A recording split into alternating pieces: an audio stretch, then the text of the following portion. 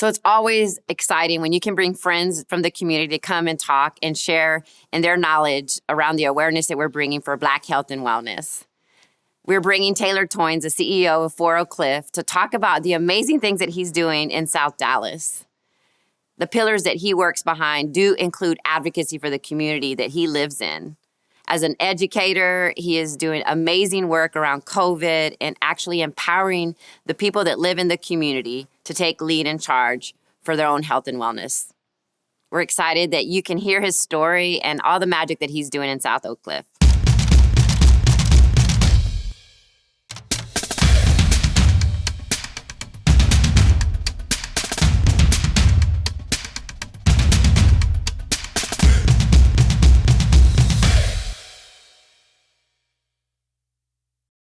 So for Black History Month, the whole international topic is on Black health and wellness. And I knew when I saw that we had to have you on the show because your work that you're doing in Oak Cliff is definitely something that needs to be talked about, but also is a huge resources for the African American community, especially with health and wellness, because of the disparities that are not in the neighborhood. Right. So thank you for being here. And I know that this is something that you do every day because you're so passionate about it.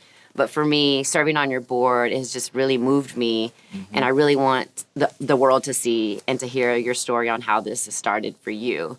So Taylor, tell me a little bit about 4 Oak Cliff and all the things that are going on right now with you. Well, first of all, thank you all for having me here. I'm grateful to be in the space and grateful for you to be on our board and serving our community in that way. But 4 Oak Cliff is, it's a movement. That's how I like to describe it. You got to have the body to move, and the community is what I look at as the body. And 4 Oak Cliff is the energy to move it forward. Our mission is we aim to liberate Oak Cliff from systemic oppression through a culture of education while increasing social mobility and social capital. And we do so through 4 pillars of work: education, advocacy, community building, and the arts. And we have an amazing team that helps to support each one of those pillars to move the work forward of, liberation to our community from all the disparities and oppressive things that have been put in place for generations. Right. And so what I love about it is not just a Black initiative, because I know that you serve Black and Brown communities, because that area is a collaborative community. And I'm sure you have amazing stories to share, but also stories that are not so amazing that have affected the community as well. And just speaking from a lens of health and wellness, I think your pillar on advocacy is huge. During COVID, can you kind of talk about what you guys did during these times for the community to help change fill the gap? For sure. The strongest thing that I would say we did was shifting into the food distribution that we've done. Currently, we've given out nearly 3 million pounds of food since the pandemic. Wow. And this was a hard shift from our everyday work. We didn't have a food pantry. We didn't have a distributor of food, and didn't even really have a plan and process in place to be able to execute that. But like I said, we have a very resilient team that was able to step up to the plate and then put in the hard work that it took to unload those trucks. Yeah. We were unloading about 20,000 pounds of food every Wednesday at the onset of the pandemic. And during that time, it was really important because food is essential. You got to have food to live. And we live in a food desert. So a lot of the individuals who were coming, they didn't have a grocery store that was proximate to them. If they were elders, they felt really fearful to even, be in open spaces. So for us to have that drive-through opportunity for them to, get a box of food, put it in their trunk, was really important. And also it showed the power of our community, because a lot of people were getting boxes, not just for themselves, but were also getting them for their street. And then, it was cool to see them come back and hey, can I get an extra box? My neighbor doesn't have a car, and, be able to have that resource to provide, and just the support of volunteers that showed up as well. Every Wednesday, like I said, people were showing up, giving us their time, which is, one of the most expensive commodities that we have, which I really appreciate, to serve our community and, serve all the people who came through, whether it was people walking up who were homeless, whether it was elders, mothers, fathers, whoever pulled up, we were trying to bless that game a little bit. Right. And I love it. And I love to see when I was seeing the pictures and I thought, wow, this is a movement. Everything you do is a movement that I've seen from your back to school festival, even our bike ride that we did, Right. bringing Nipsey Hussle to your, that was amazing. to the center and just providing so many things for the community. And I kind of want to talk about why, right? The burning why, because it's, the hope is that we don't need things like this, that it's always given and that there's no disparities and there's no discrimination when it comes to people of color. And can you share with me, like, why you started this? I know you saw it. I know it was there. A lot of people say, oh, don't worry about it. It's not there anymore. Obviously, you see there's still more work to do. Yeah. But can you share a little light on why you started, or maybe some examples of what you've seen in your own community and why? Well, the why behind, my passion, I would say, is to, leave a better foundation that was left for me. And not to negate the foundation that I was given, because it was firm, and it was stable for me to stand on to be able to help others. But I believe, true success is in succession. Right. What is the plan that you hand off to someone else?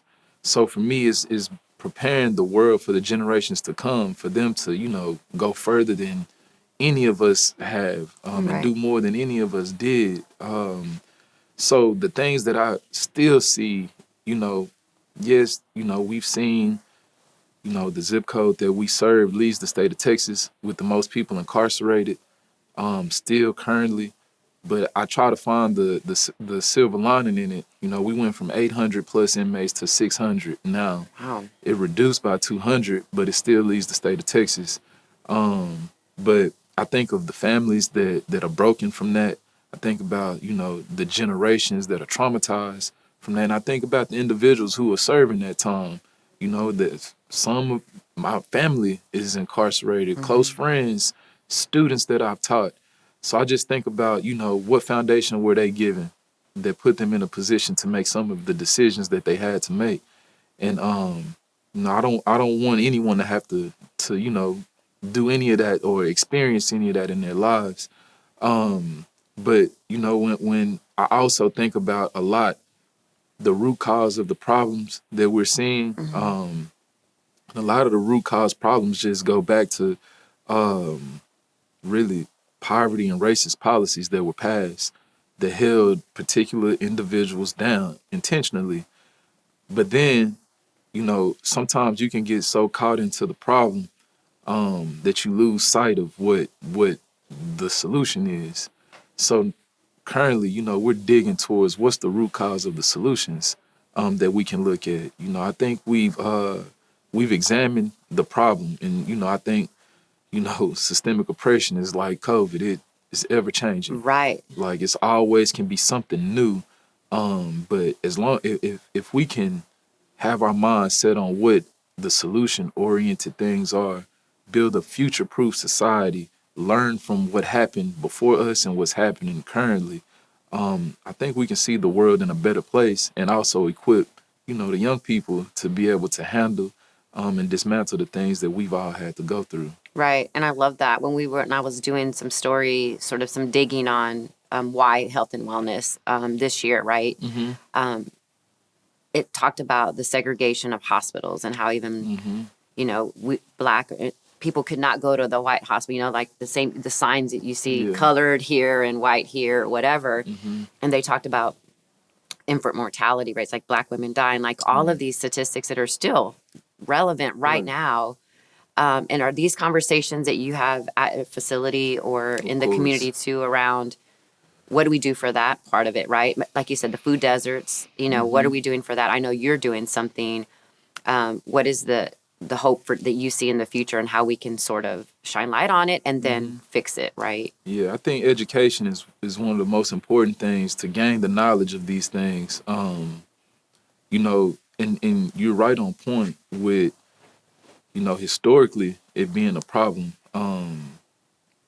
I believe in Black history, I learned that either he was the first person to successfully do a heart transplant or blood transfusion.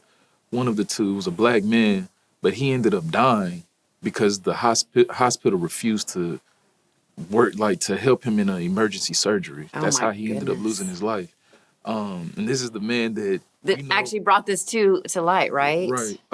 Similar, I think there was an African American woman that was helping with the vaccine, the COVID vaccine too. You know what I mean? But so the same conversation is still happening, right? And even like you were talking about the infant mortality rate, my wife is a labor and delivery nurse.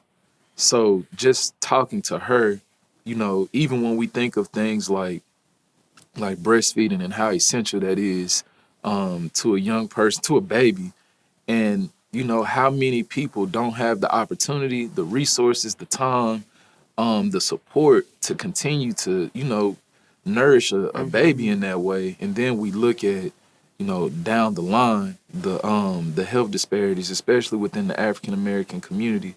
And a lot of these things could be, there is a solution to it. Like there is, if we were able to really sit down and plan it out, we could change a lot of stuff. But our reality of what it is like, when we look at our community that we serve, the super block, when you see, the median household income is roughly $25,000 annually.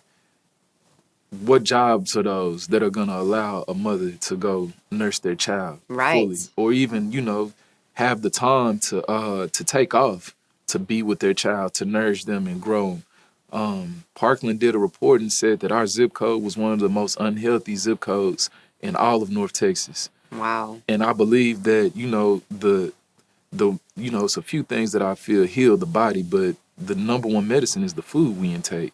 And to see that, we have that data point to see that, we are one of the most unhealthy zip codes, but yet we don't have a quality grocery store. It's almost like genocide. It's like, come on, man. Like, this is a state of emergency. So, and not to talk, and not even, we haven't even talked about mental health, which is still, if you're hungry, you're not going to think right. Right. Like your stomach is rumbling. And you're angry. I say I'm hangry. I have hangry, right? I'm like, I need to eat. Right, Snickers did a whole brand on it. Right. The whole thing, the hangry. But even the child, I've seen the poverty around children who are not being nourished, how they can't even go to school and have an open mind to learn because they're so hungry. And it's just a cycle of never ending. We can't get out of it, right? And I think for you, you said it right. I think people are tired. Like as a mom, I know I'm lucky to have my husband that helps support me, but there's single moms that don't have that. So you're right. Breastfeeding, like that's a lot of work. It's a full-time job to do that and to really pour into that. And then to have this happen, right? Like I have to work. I don't have time to do that. So what do you think the one thing that you can do with Fort Oak Cliff that towards that specific thing? Are you guys doing something like a community garden? I know there was a conversation about that, or what are your plans to kind of fill a gap that you can? Right now, a woman named Juliana Bradley is heading up our food justice department. Oh, I love it. Actually, in the spring, we'll be opening up a farmers market with the USDA on the site of our new campus. Wow. Yeah, that'll take place every month. And it's so convenient because it's right there on Ledbetter. And we hope that the messaging from that, is like, it will show that it's a need. And we can bring in local farmers that can bring in fresh produce and do it outdoors, especially in the COVID world right now, and have it really organized. So that's one thing that we're working towards. Always looking at policy and the different ways that it could be brought into the fold of what we're doing and changed, and also advocated for. Like, what are the different things that we can advocate on a local, state, and federal level to eradicate this issue we're seeing? And then I would say also, you brought up the mental health piece, and that's so important because so many people have experienced so much trauma in their lives. And for us, within Fort Oak Cliff, whether it's our social media, digital presence, whether it's our physical presence or us serving, we always want to bring joy to the people that we're serving. we always want people to ultimately believe in themselves.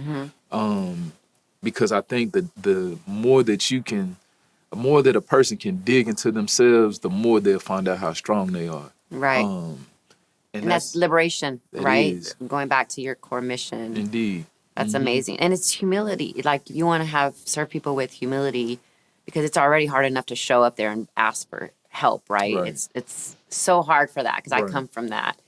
And I can understand it. And I have an amazing, me too, a core value is to help and go back to my community. Exactly what you're doing. I think there's not a lot of people from Dallas that are doing for Dallas. A lot of people are moving here, so they're Right. not really, Said 300,000 people Yeah. the past year. Yeah, so they're not really tied to anything, and it's amazing to see the work you're doing.